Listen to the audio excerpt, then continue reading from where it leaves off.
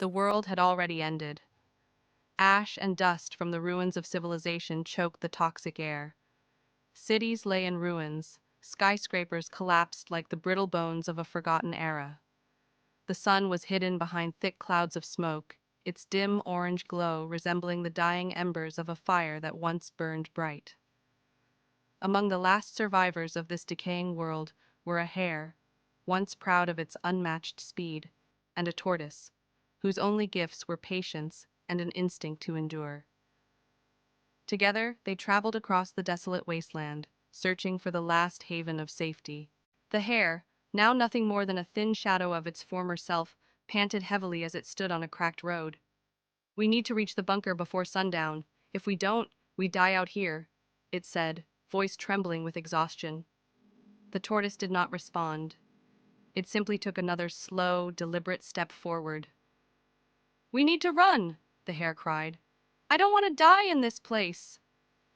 The tortoise stopped and looked up at the hare with empty, unreadable eyes.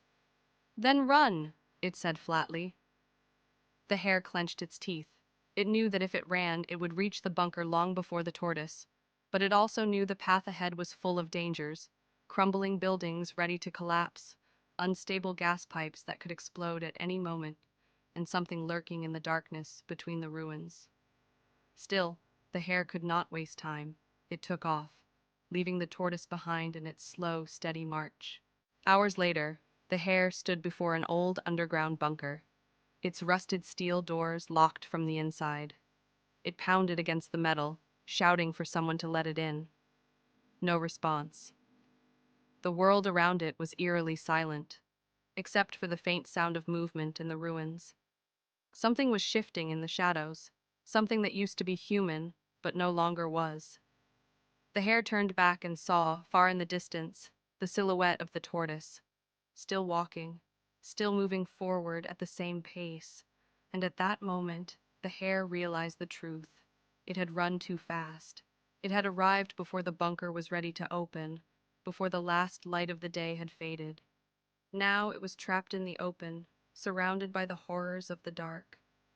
The tortoise had always moved at the right pace, not too fast, not too slow, and the hare understood.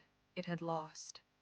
A final scream echoed through the ruins before silence reclaimed the world. The tortoise continued walking, passing the hare's lifeless body without stopping, without hesitation. In a dying world, those who rush ahead are the first to perish. Only those who walk steadily will survive.